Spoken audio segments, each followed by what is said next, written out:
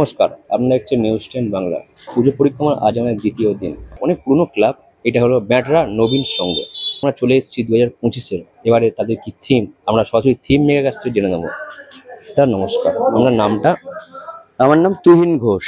এবার আপনার কি থিম এই ক্লাবের আপনারা করতে যাচ্ছেন? এখানে আমার ভাবনা প্রেমময়ী।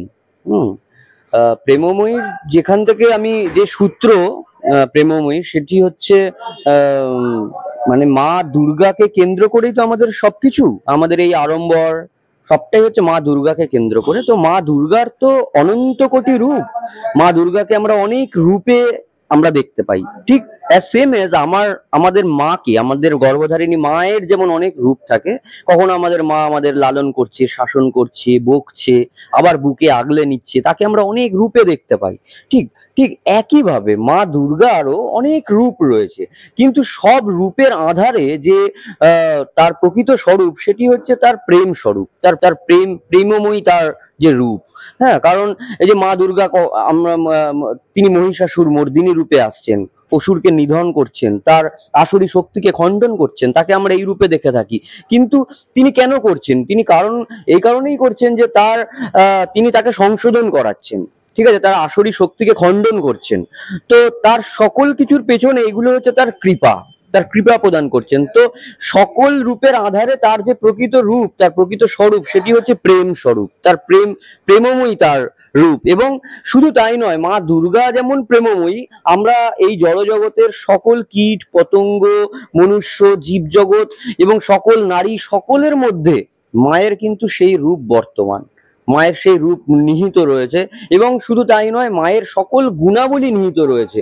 হয়তো সকল নারীর মধ্যে বা সকল মনুষ্য, সব জীবজগতের মধ্যে আমরা সেই রূপ হয়তো সবসময় খুঁজে পাই না, কারণ আমরা মায়ার দ্বারা আচ্ছাদিত। আমরা অনেক সময় মায়ার দ্বারা এমন ভাবে আচ্ছাদিত হয়ে থাকি যে আমরা সেই নিজের স্বরূপে আমরা অধিষ্ঠিত হতে পারি না সব সময়। হ্যাঁ, তাই আমরা এই প্রেমের সাথে যখন আমরা যুক্ত হব, তখন আমরা নিজের স্বরূপকে জানতে পারবো। তো এখানে এই বছরে আমি সেই প্রেমকে নিয়ে কাজ করছি, যে প্রকৃত স্বরূপ, সকল রূপের আধারে যে অবিচলিত প্রেম, সেটি হচ্ছে মা দুর্গার প্রেম। এবং সেই প্রেম সকল নারীর মধ্যে বর্তমান। এখানে আসলে সবাই সেই প্রেমের সাথে কানেক্ট করবে। আমি সেইভাবেই আমার মা এবং সেই মায়ের প্রেমময়ী রূপকে দর্শন করবে। এই থিমটাই কেন মাথায় এলো? আর তো অনেক রকম থিম ছিল, এই থিমটি মাথায় এলো কেন? মাথায় আসার কারণ হচ্ছে সবকিছুই সময় বলে দেয় আর কি। বর্তমান সময়ে যে পথে চলছে বা যে গতিতে এগোচ্ছে, সেখানে কিন্তু আমরা বর্তমান সময়ে চারপাশের আমাদের মা এবং চারপাশের সকল নারী, তাদেরকে আমরা দেখছি, কিন্তু হয়তো তাদের প্রতি আমাদের সেই প্রেম, তাদের প্রতি সেই ভালোবাসা আমরা হয়তো সবসময় পোষণ করতে পারি না। এবং আমরা মা দুর্গার পুজো করি ঠিক কথা, কিন্তু সকল নারীর মধ্যেই তো সেই দুর্গা অংশরূপে রয়েছে। অংশী আর অংশের মধ্যে বিশেষ কিছু পার্থক্য নেই, কিন্তু আমরা সেই মায়ের মধ্যে যে দুর্গার স্বরূপ রয়েছে, সেটা আমরা প্রত্যক্ষ করতে পারছি না। বা সকল নারীর মধ্যে সেই দুর্গার স্বরূপ রয়েছে, আমরা সেটাকে প্রত্যক্ষ করছি না কেন? সেখানে আমাদের সেই নলেজ, সেই জ্ঞানের ঘাটতি হচ্ছে কোথাও। বা নিজের স্বরূপকে যখন আমরা জানতে পারবো, তখনই নিজের মায়ের মধ্যে বা সকল নারীর মধ্যে সেই দুর্গাকে আমরা দর্শন করতে পারবো। কতটা আশাবাদ এই মণ্ডপটা নিয়ে আপনার হাওড়া শহরে কি একটা ভালো একটা পজিশনে আসতে পারবেন আপনাকে নিয়ে?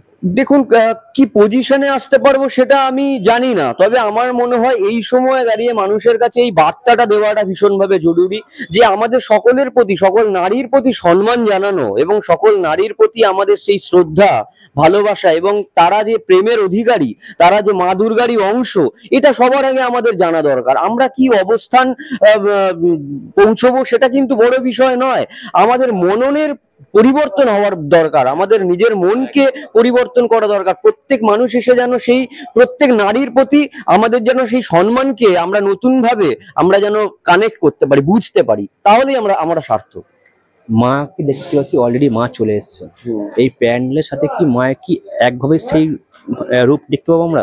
হ্যাঁ, অবশ্যই। এখানে যে মায়ের যে রূপ আমরা দেখতে পাচ্ছি, এখানে কিন্তু তিনি যুদ্ধের যে পরবর্তী অবস্থান, আমরা সেই অবস্থায় তাকে দেখতে পাচ্ছি এখানে নিচ্ছে দেখতে পাচ্ছি মাকে পুরী একটা অন্য রকমের মাকে ডিজাইন করা হচ্ছে। এই ডিজাইনটা কে করছে, মানে আপনি কি করছেন নাকি অন্য কোনো শিল্পী আছেন? না, আমিই করছি। আপনারই হ্যাঁ। প্যান্ডেল, আপনারই এই হ্যাঁ, শিল্পী? আমি করছি। আমার ডিজাইনেই পুরো, আমার ভাবনা বা আমার কনসেপ্টেই পুরো সবকিছুই হচ্ছে। মানে বলতে চাচ্ছেন এবং- প্যান্ডেলে মানে ম্যাচিং করে মাকে রেডি করা হচ্ছে। হ্যাঁ হ্যাঁ, তবে এই মূর্তি আমার ডিজাইন অনুযায়ী তৈরি করেছে তপন মাঝি, এবং তিনি মাটির কাজটা করেছেন। তার পরবর্তীতে যে সমস্ত কাজ হচ্ছে সেগুলো আবার আমিই করছি। হ্যাঁ, তো এইভাবে এগোচ্ছি। না, এখন তো সব শিল্পীরা দেখতে পাচ্ছি হাওড়া কলকাতা সব জায়গাতে এখন থিম নিয়ে বেশি এখন লাফি পড়ছে, কারণ একটা যদি শারদ সম্মান তুলে যায় তাদের কাছ থেকে একটা বড় প্রাপ্য, একটা পুরস্কার একটা ক্লাবে এলে তাদের হাত ধরে যে শিল্পী একটা জিনিস করেছে একটা ক্লাব, সেখান থেকে একটা পুরস্কার পাচ্ছে, তার কাছে একটা অনেক বড় ব্যাপার। সেটা নিয়ে কি বলবেন?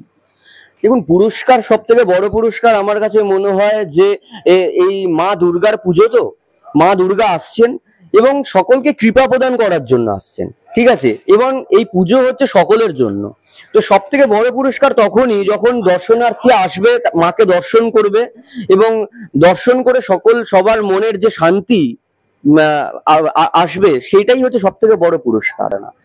এই ক্লাবের অ্যাড্রেসটা, যেটা হাওড়া এবং কলকাতাতে যারা আসবে এই মণ্ডপে আসবে, তারা ঠিকঠাক ভাবে আসবে, একটা শর্টকাট একটা অ্যাড্রেস। এটা তো মানে আমাদের বারোয়ারি হচ্ছে, এটা পাওয়ার হাউস, মানে কদমতলা পাওয়ার হাউস, কদমতলার পাওয়ার হাউসের একদম মানে স্টোন থ্রো ডিস্টেন্স, একদম সামনেই আর কি।